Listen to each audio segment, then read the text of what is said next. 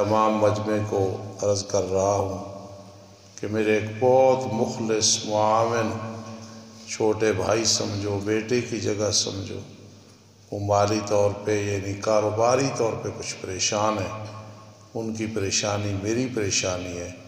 تمام حضرات اب بھی آمین کہنا، بعد میں بھی دعا کرنا، طلباء بھی، اللہ ان کی مالی پریشانی، کاروباری پریشانی، رکاوٹیں اللہ دور فرما دو، سب کہہ دو آمین۔ استاد جی کون سا درود افضل ہے سب سے؟ درود ابراہیمی جو نماز والا پڑھتے ہیں یہ سب سے افضل ہے، باقی جتنے صحیح درود شریف حدیث سے ملتے ہیں وہ بھی ٹھیک ہے، سب سے افضل درود ابراہیمی ہے۔ قبر میں میت کو تکلیف ہوتی ہے عذاب سے، روح تو نکل جاتی ہے تب بھی تکلیف ہوتی ہے۔ بات یہ ہے کہ یہ بڑا علمی مسئلہ ہے۔ میری جماعت حقیقی اہل سنت والجماعت اشاعت توحید و سنہ اسی بات کو ہم سمجھاتے ہیں۔ اس دفعہ گجرات اجتماع کے موقع پہ شاہ صاحب نے یہی مجھے موضوع حکماً کہا ہے، کوشش کریں گے اس پہ۔ بات یہ ہے کہ اصل میں جو قبر ہے وہ برزخی قبر مراد ہے، یہ جو ہم قبر دیتے ہیں یہ مراد نہیں ہے، لیکن یہ قبر مظہر ہے۔ اگر اللہ کسی کی کرامت دکھانا چاہے یا عذاب دکھانا چاہے پھر اس قبر میں ہی محسوس ہوتا ہے، ورنہ انسان کی جب روح نکلتی ہے، جسم دنیا میں ہے، برزخ میں اللہ اسے قبر دیتے ہیں، یہ علماء کی بات ہے، اور باقی اللہ کی قدرت کے ہم قائل ہیں۔ قانون یہی ہے، روح نکل گیا جسم سے، قیامت کے دن اس جسم میں آئے۔ اب برزخی زندگی میں اسے سزا بھی ہو رہی ہے، اسے جزا بھی ہو رہی ہے۔ اور یہ بات بھی ذہن رکھیں کہ حضرت اسرائیل علیہ السلام کا جو نام ہے وہ عبد الجبار ہے، عبد الجبار ہے۔ کیوں عبد الجبار ہے؟ اس لیے کہ وہ کسی کی پرواہ نہیں کرتے، جب ٹائم آتا ہے تو فوراً روح قبض کر لیتے ہیں، اور ان کی جو کنیت ہے ابو یحییٰ ہے۔ ابو یحییٰ کا مطلب ہے زندگی کا ساتھی۔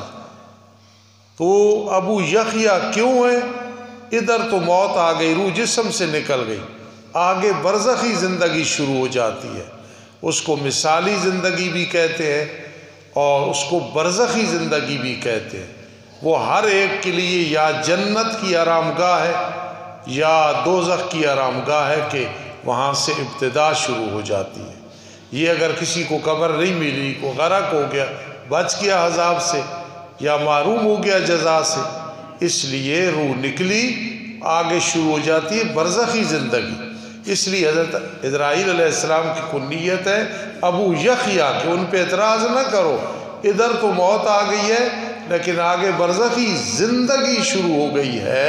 اس لیے کسی نے پوچھا ہے سوال تو میں نے جواب دے دیا۔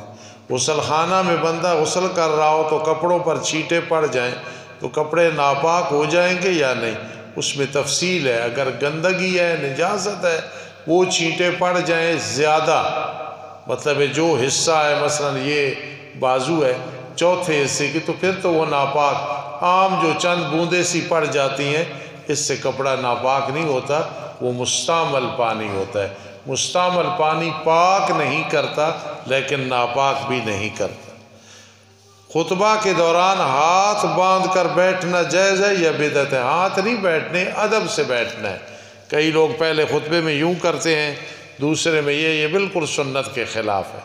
اور جب یہ اذان ہوتی ہے خطبے والی، اس میں اس کا جواب بھی نہیں دینا، سنت کے خلاف ہے، اور دعا بھی نہیں کرنی۔ اگر دل میں کوئی جواب دے، بالکل زبان سے نہیں، پھر وہ جائز ہے، ورنہ اس کا جواب نہیں دینا۔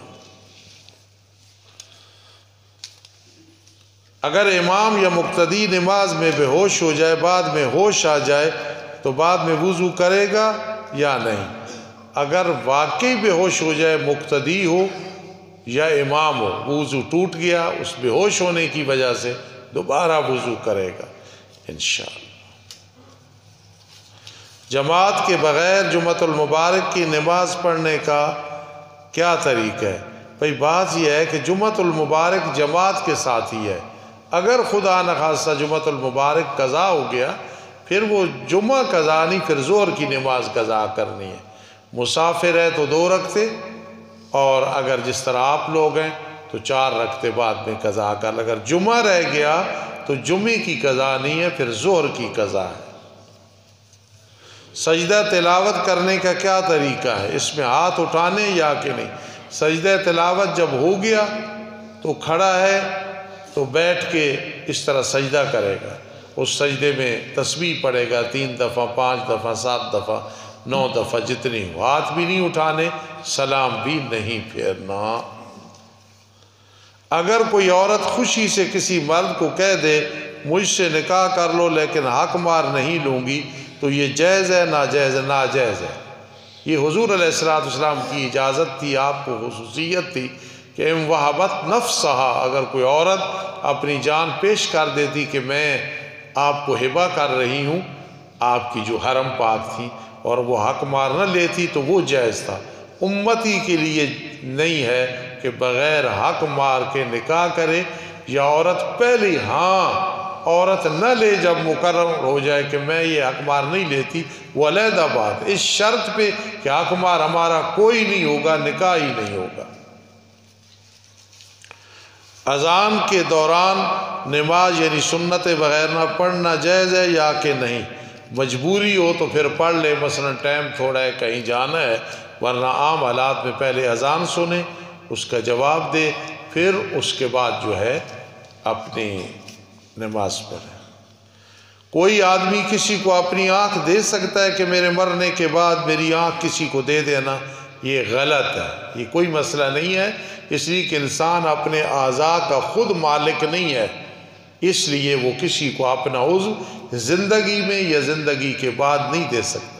کئی لوگ محبت سے کہہ دیتے ہیں، میں نے بھی اپنی والدہ محترمہ تب جب ان کی عمر تقریباً 95-96 سال تھی تو میں نے کہا اماں جی میں آپ کو اپنی آنکھ دے دیتا ہوں، میں ایک آنکھ سے گزارا کروں گا، یہ محبت کی بات ہے۔ تو انہوں نے فوراً کہا آئندہ مجھے نہ کہنا۔ تو مسئلہ جو ہے کسی نے پوچھا تو میں نے وہ وضاحت کر دی ہے کہ آنکھ اپنی کسی کو دینا زندگی میں یا میرے مرنے کے بعد کسی کو دینا یہ بالکل جائز نہیں ہے، کیونکہ انسان اپنے اعضاء کا خود مالک نہیں ہے، اس کا مالک کون ہے؟ اللہ ہے۔ جس طرح میں نے کہا اپنی والدہ محترمہ رحمۃ اللہ تعالیٰ علیہ کو یا کوئی کہہ دے، وہ ایک محبت کی بات ہوتی ہے کہ آدمی ایک کہتا ہے میں سب کچھ قربان کرنے کے لیے تیار ہوں، اس میں کوئی حرج نہیں۔ جرابوں پہ مسح جائز ہے یا کہ نہیں؟ موزوں پہ، موزے اور جرابوں میں کیا فرق ہے؟ فرق قیمتاً بھی کوئی نہیں اور خریدنے میں بھی کوئی فرق نہیں ہے۔ یہ جرابیں جیسے بھی جتنی قیمتی لے لو، جرابوں پہ مسح، ہاں وہ جرابیں موزے کی طرح ہوں تو وہ علیحدہ ہے، جرابوں پہ مسح نہ امام کے لیے نہ مقتدی کے لیے نہ کسی معذور کے لیے یہ جائز نہیں۔ اگر ہوتا تو شاید مجھے جتنی سردی لگتی ہے اور حاجی حنیف صاحب کو سردی لگتی ہے، شاید عمر کو لگتی ہو، حاجی اشرف صاحب کو، اور کسی کو نہیں لگتی۔ ہم نے بڑے جلدی اللہ کے پاس چلے جانا ہے، چاہے 100 سال بھی عمر ہو، اور بڑا مشکل ہے۔ یہ جو میں کہتا رہتا ہوں نا آپ مجھ سے افضل ہو، یہ حقیقت ہے۔ ہمیں ایک ایک طالب علم، ایک ایک نمازی، ایک ایک مسئلے کا جواب دینا ہوگا۔ اللہ رحمت کرے گا تو کامیاب ہوں گے، ہم پہ ہوا تو ہم کامیاب نہیں ہو سکتے۔ مسئلہ جب آ جائے بالکل علانیہ بیان کرو کہ جرابوں پہ مسح جائز نہیں، جو کرے گا نماز نہیں ہوگی۔ ہم نے اپنے اعناف کو پکا رکھنا ہے، اس پہ رہنا ہے۔ الحمدللہ رب العالمین والعاقبۃ للمتقین والصلاۃ والسلام علی رسول محمد وآلہ واصحابہ اجمعین۔ اللہ میرے جس چھوٹے بھائی کا مسئلہ کاروباری ہے، اللہ مشکل کا حل فرما دے، اور کئی لوگ بیٹھے ہیں کئی مشکلات میں، اللہ مسائل حل فرما دے۔ کئی کے گھروں میں رشتوں کی وجہ سے اللہ پریشانیاں ہیں، اولاد نہ ہونے کی وجہ سے ہے، اے اللہ سب کی پریشانیاں دور فرما دے۔ اللہ ہمارا آنے والا جو اجتماع آیت من آیات اللہ ہے، اللہ اس کو کامیاب و کامران فرمانا۔ جہاں کہیں سے رواں دواں قافلے آئیں گے، خیریت سے آئیں، خیریت سے جائیں، علماء کو اخلاص کے ساتھ بیان کرنے کی توفیق نصیب فرمانا۔ جو لوگ مالی تعاون کر رہے ہیں، جانی کر رہے ہیں، گاڑی کے لحاظ سے، اللہ سب کا عمل قبول فرما۔ اللہ یہ بڑا پیارا مجمع ہے، یہ تیرے نیک بندے ہیں، نبی علیہ السلام کے امتی ہیں، اللہ سب کا خاتمہ بالایمان فرمانا۔ اللہ ہم اس قابل نہیں، شہادت کی موت عطا فرمانا۔ بار بار اے رب کائنات ہمیں عمرہ اور حج نصیب فرما۔ میری چند روحانی بیٹیاں اور بیٹے عمرہ کر کے اللہ ان کا عمرہ قبول فرما۔ اگر وہ اس مجمع میں بیٹھے آمین کہہ رہے ہیں، اللہ ہماری دعاؤں کو رنگ لگا۔ قاری سعید صاحب عمرے پہ گئے ہوئے، اللہ بہت محنت کر رہے ہیں، ان کے عمرے قبول فرما۔ ربنا تقبل منا، ربنا تقبل منا۔ اے اللہ باران رحمت نازل فرما، اے اللہ باران رحمت نازل فرما۔ جی ایسا اچھا، مسجد مدرسے کے جو مخالفین ایک زور آزمائی کر رہے ہیں بلا وجہ، وہ تاریخ ہے 8 تاریخ، دعا کرے اللہ تعالیٰ کامیاب و کامران فرمانا۔ اللہ کی مدد ہمارے ساتھ شامل حال ہے، اے اللہ آئندہ کے لیے بھی مدد ہمارے ساتھ شامل حال ہو۔ اللہم انصرنا، اللہم انصرنا، اللہم انصرنا، اللہم انصرنا، اللہم انصرنا، اللہم انصرنا۔ آمین یا رب العالمین۔ اے اللہ باران رحمت نازل فرما، باران رحمت نازل فرما، اللہ باران رحمت نازل فرما۔ آمین یا رب العالمین برحمتک یا ارحم الراحمین۔ سبحان